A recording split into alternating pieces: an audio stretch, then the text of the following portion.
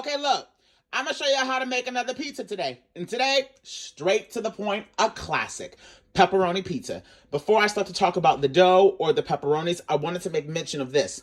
When I talked about the Neapolitan pizza, I made mention how I really only like to use a buffalo milk mozzarella cheese when I make a Neapolitan pizza. I am fully aware that number one, it's not easy for everybody to find buffalo milk mozzarella, and I also am fully aware that it's also pretty expensive. So when I'm making a pepperoni pizza, or honestly, any pizza that isn't a Neapolitan, I don't necessarily use this. I will use a standard shredded whole milk mozzarella. If you have this cheese and you want to enhance the experience, by all means use it. But you do not have to use it for something like a pepperoni pizza or any other type of classic pizza. As you guys know, I always make my dough from scratch, and I always like to make sure that I take it out about 30 to 45 minutes beforehand so that it can get up to room temp. And then as far as the pepperonis, I also like to make sure that I'm using a nice high quality pepperoni. If you're going to make a pizza outside in a wood fire oven, baby, just use the best of the best, because I'm telling you, it really is going to make a big difference. I'm also going to be topping it with some Parmigiano Reggiano, and then I might top it off with some Mike's Hot Honey. I haven't decided just yet. Let's go out to the grill. All right, y'all. So let's go on ahead and let's get this bad boy lit up. So I'm going to be using a combination of the charcoal and the wood, but I have found that it is a whole lot better to start off by filling up your basket full of the charcoal. And then once your oven is close to about the temperature that you want, depending on whatever style pizza you're making, then you can start to add in your chunks of wood. And by adding in the chunks of wood at that point, that's when you'll start to get that raging fire that will be going over the top of the pizza. You see what I'm saying? If you just do just wood, especially from the research that I found, you're just going to end up with a lot of white smoke inside of your oven, and you just don't want that. So I find the combination a lot better. So let me go on ahead and fill this bad boy up, and then we'll get it lit up.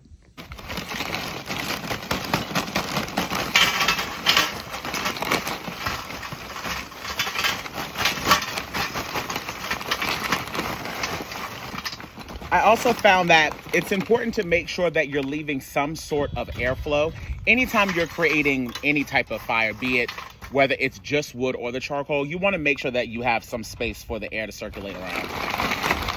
I'm also going to go on ahead and add in 2 of the fire starters. Now, these came with the wood chunks that Uni sent me, but of course, you can order extra ones on Amazon or whatever the case may be if you're not able to get them sourced from them. So I'm just going to add in 2 of them, and now I'm going to slide this inside of the oven. Let's get this bad boy lit up because your boy is hungry. Put it right on inside, slide that bad boy straight to the back, just like so. All right, y'all. So I have went on ahead and lit up our 2 fire starters, and now I'm just going to wait until the charcoal starts to turn white. Then I will gradually start to add in more. Always remember to take off that chimney top so that everything stays nice and safe. Say hello to the little one. Say, hey, Lulu. Ah. So I'm going to go on ahead and let these get up to temp, and then we'll start to add in the wood when that time comes. All right, y'all. Let's check and see what this fire is looking like. Oh, yes, baby. The fire is looking spot on. So what I'm going to do now, I'm going to go on ahead and add in 2 more wood chunks here, just so that I can really get this fire really going until we get it up to the temp that I want it to be at. And now I'm going to put the top back on this bad boy.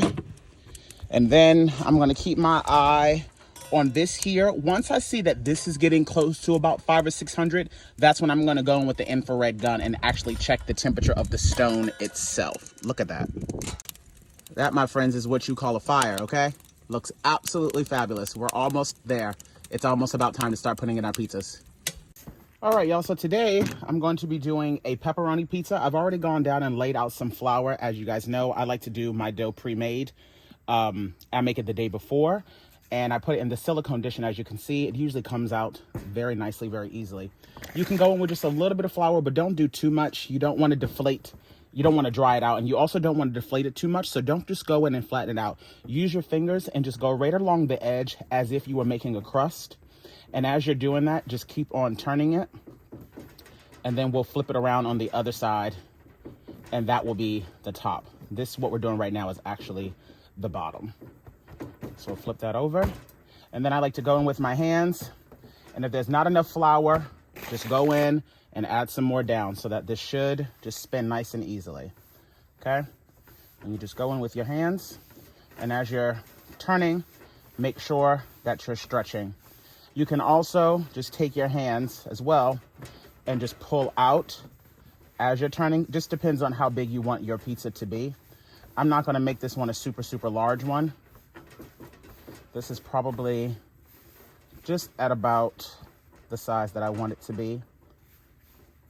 Yeah, this is perfect for me.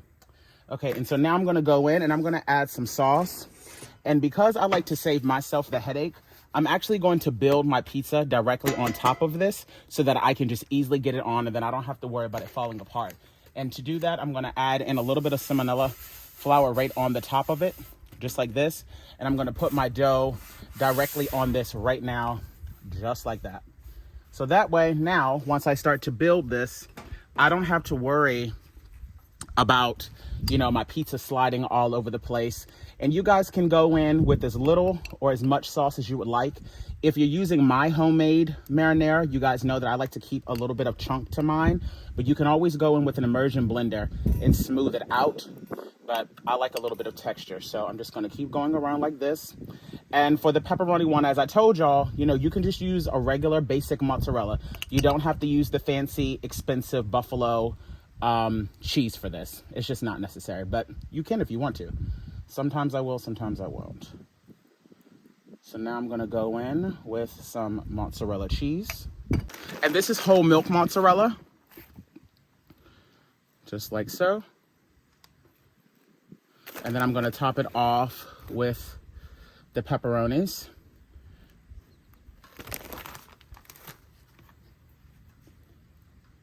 Just like that.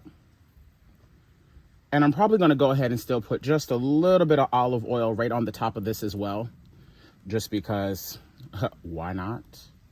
And you can put as many or as little. As you guys can see, I kind of cut these somewhat thick. They're not too thick, but they'll have a little bit of bite to them. Also, that'll also help them from shrinking up too much.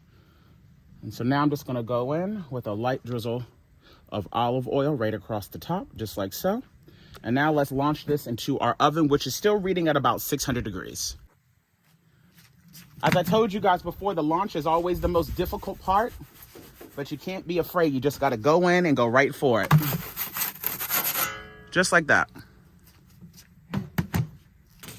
After about the first, 10 to 15 seconds, you wanna go in with your turner here and just make sure that you're checking the bottom, make sure that it's not sticking. You wanna make sure that it's not burning.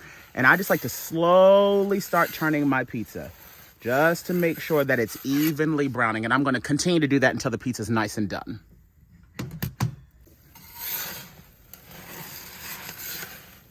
As you guys can see, we're already getting some pretty great coloring on this, but I'm gonna let it go for just a little bit longer. All right, y'all, I think it's time for us to go on ahead and take this bad boy out. Here we go. And look at that. A delicious homemade pepperoni pizza, wood fire oven, damn near cooked to perfection, to be quite honest, if I must say so myself. We're gonna let this cool for just a split second and then we will go on ahead and slice it up. All right, y'all, let's go in for a taste test of our pepperoni. Look at that. This is about to burn the hell out of me, but oh well.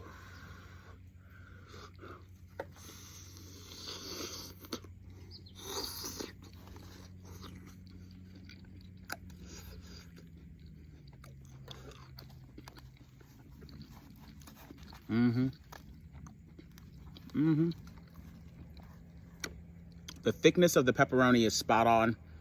The sauce has the right amount of spice.